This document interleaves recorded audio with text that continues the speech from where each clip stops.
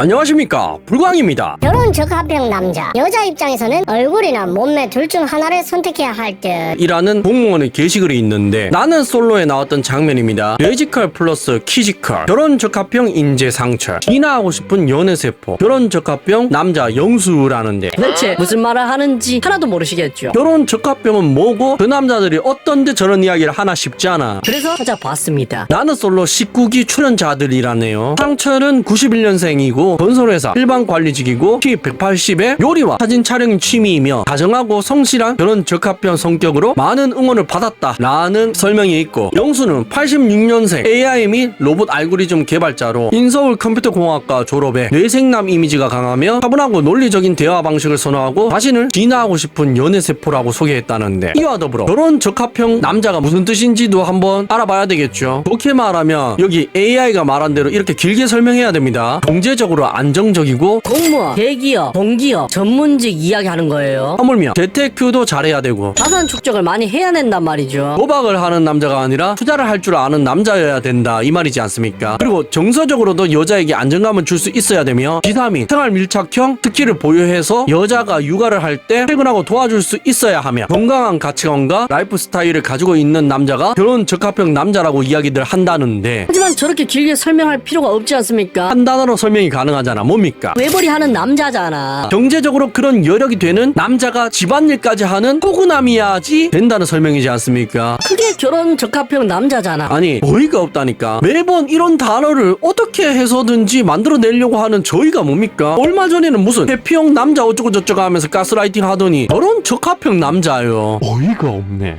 답답합니다. 답답해. 그런데 저 방송이 방영된 일자가 2024년이거든요. 하지만 커뮤니티의 현자들이 이 시점보다 더 이전에 이런 비슷한 유형의, 그러니까 여자들이 남자들의 경제력만 본다. 자신들을 대신에 외벌이하고 집안일까지 도와주는, 심지어 밥도 할 줄 알고 육아까지 도와줄 수 있는, 와이프가 할 일을 굉장히 줄여줄 수 있는, 심지어 성격까지 모나지 않은 그런 적합형 남자. 라는 말이 나오기도 전에 이야기를 한번 보십시오.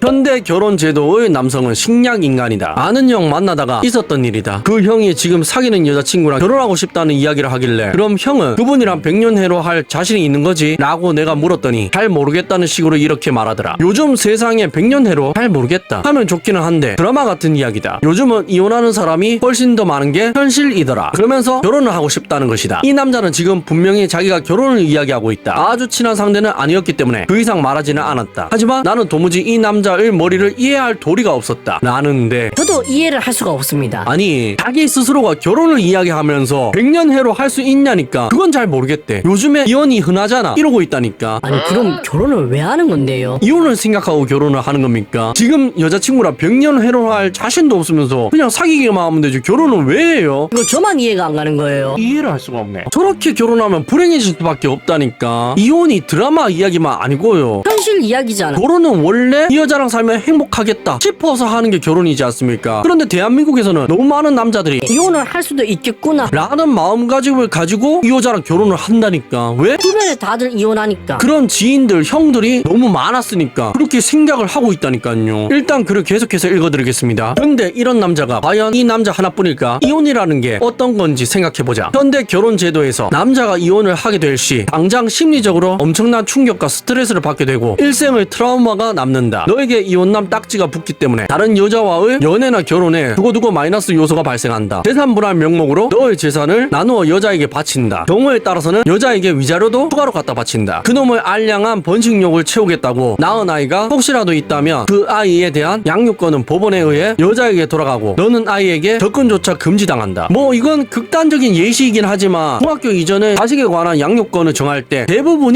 그러니까 엄마 쪽으로 양육권이 넘어가는 경우가 대다수이긴 합니다. 그게 법원 판례죠. 그리고 재산도 마찬가지죠. 굉장히 돈을 많이 모아서 결혼하는 여성도 존재하지만 그 숫자가 거의 대부분을 차지하고 있지는 않지 않습니까? 우리 주변에 봐봐요. 거의 대부분이 어떤 결혼을 합니까? 남자가 돈 모아서 결혼하잖아. 남자 돈으로 결혼생활 하지 않습니까? 아니면 앞으로 남자가 벌 돈으로. 그리고 이 글에는 안 나와 있지만 프리넘, 혼종계약서의 효력도 적용 안 되는 유일한 몇 안 되는 나라 중에 하나가 대한민국이지 않습니까? 그렇기 때문에 이 나라에서 결혼을 할 시에 이혼을 한다거나 하면 남자 남자에게 굉장히 불리할 수밖에 없는 환경이 조성되지 않습니까? 그리고 그 이혼 시에 불리한 이유에는 부동산, 예금, 차, 연금, 보험, 양육권, 퇴직금, 유산, 남자 부모가 준 재산, 특유 재산들 이야기하는 거죠. 이것 또한 이상하게도 시간이 지남에 따라 귀한 바인가 뭐인가 하는 무시무시한 것 때문에 남자의 투기 재산이 보호받지 못하는 환경에 처하지 않습니까? 그래서 결혼이 남자들에게 불리하다라는 이야기를 하는 거고요. 남자들에게만 결혼이란 제도가 리스크가 굉장히 크다는 이야기지 않습니까? 계속해서. 그런데 현대 결혼 제도가 남성에게 강요하는 리스크의 수준이 과연 감내할 만한 수준이던가, 그리고 그 정도의 리스크를 감내하면서까지 기대할 수 있는 무슨 리턴이라고 할 만한 게 있던가, 그리고 이야기를 계속하는데 가스라이팅 이야기합니다. 결혼을 표보하다니 이상해. 결혼은 남자한테 손해라니 너 여염이야. 자꾸 그런 소리 하는 걸 보니 너 도태남이구나. 이런 가스라이팅을 한다는 거고요. 결혼은 여성에게 손해다. 여자들은 결혼을 원하지 않는다. 라는 가스라이팅도 언론 기타 등등에서 남자들에게 한다는 거죠. 그래서 이 글의 처음 부분처럼 100년 해로 자신 없다. 다들 이혼 많이 하잖아. 같은 생각을 하게끔 남자들을 그렇게 만든다는 거지 않습니까? 가스라이팅 한다는 거지 않습니까?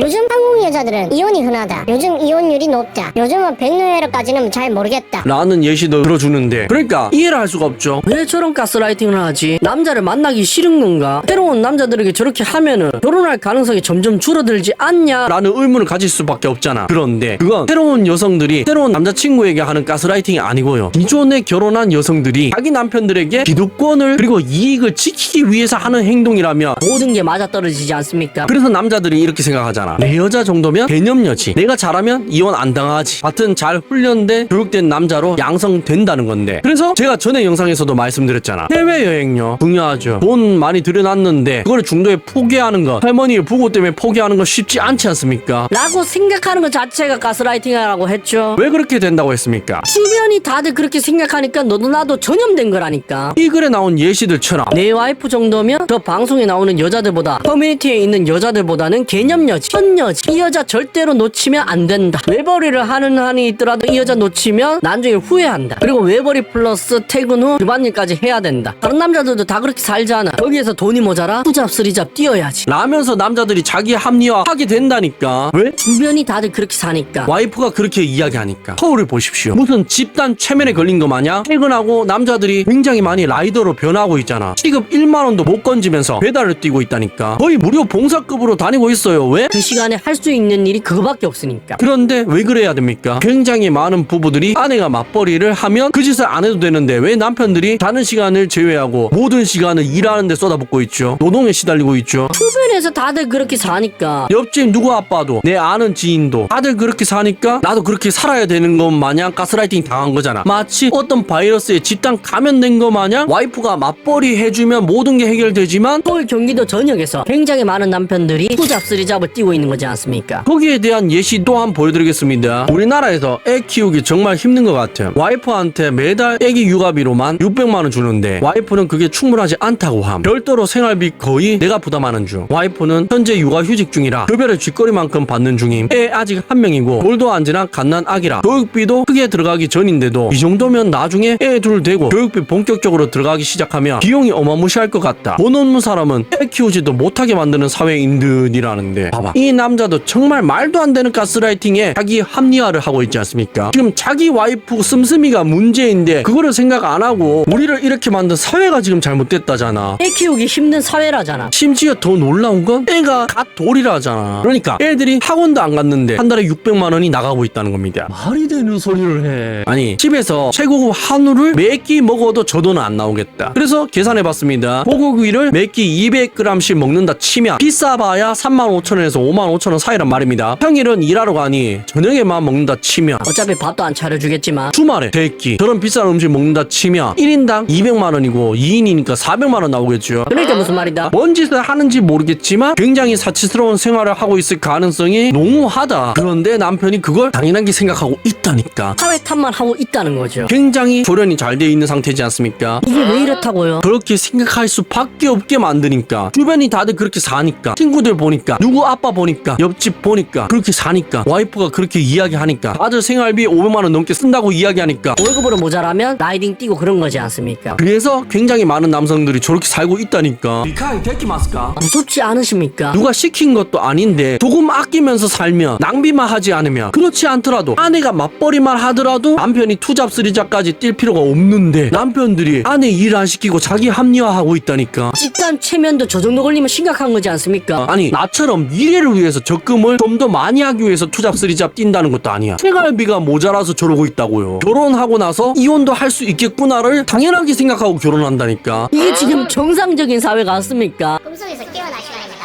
레드 썬. 시청해주셔서 감사합니다.